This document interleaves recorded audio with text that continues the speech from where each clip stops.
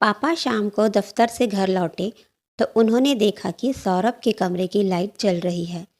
सौरभ हर रोज शाम को दोस्तों के साथ क्रिकेट खेलने जाता है। पापा को लगा कि क्रिकेट खेलने जाने से पहले सौरभ अपने कमरे की लाइट बुझाना भूल गया होगा। सौरभ की मम्मी से पापा बोले, लगता है कि सौरभ लाइट को बुझाना भूल गया है। तुम्हें उसके कमरे में जाकर लाइट बंद कर देनी चाहिए थी। लाइट तो तब बंद करती अगर सौरभ घर से बाहर गया होता। वह तो अपने कमरे में पढ़ रहा है। मम्मी का जवाब सुनकर पापा को बहुत हैरानी हुई।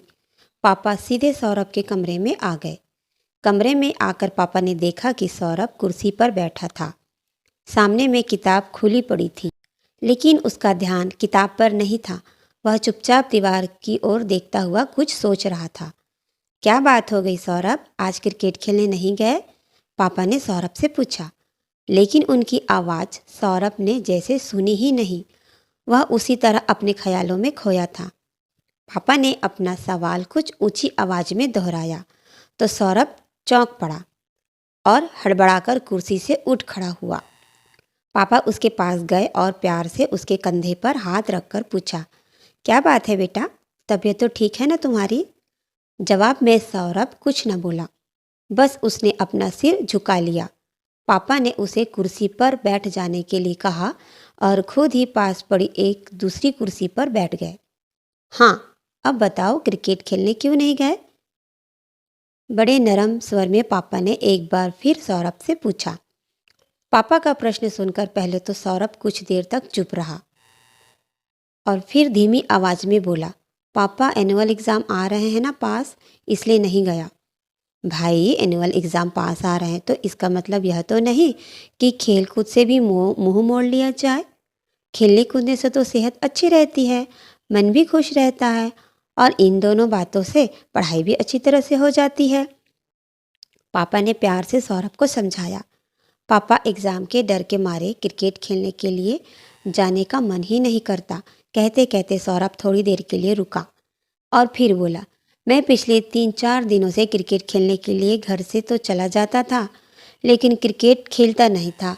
बस चुपचाप बैठकर दोस्तों को खेलते देखता रहता था।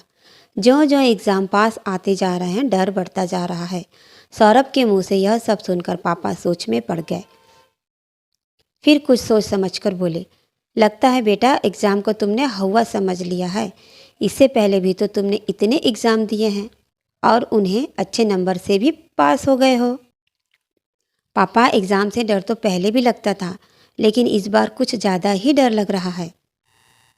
सौरभ अपने पापा को अपने मन की बात बताई।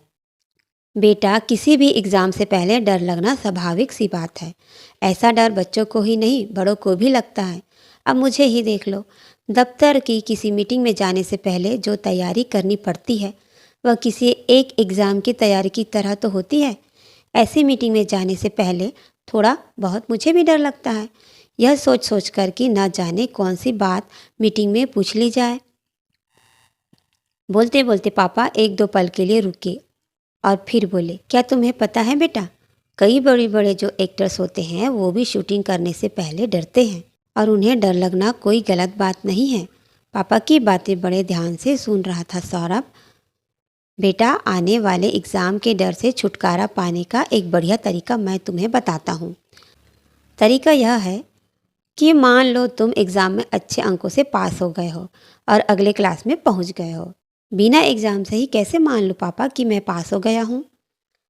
आईने के सामने खड़े होकर दिन में कई बार खुद से कहो कि मैं एग्ज़ाम में पास हो गया हूँ और अगले क्लास में चला गया हूँ। फिर धीरे धीरे डर गायब हो जाएगा। पापा की बातें सुनकर सौरभ का डर कम होने लगा। एग्ज़ाम को लेकर उसे टेंशन हो रही थी, लेकिन अब पापा की बातों से उसके चेहरे पर मुस्कान खिल उठी।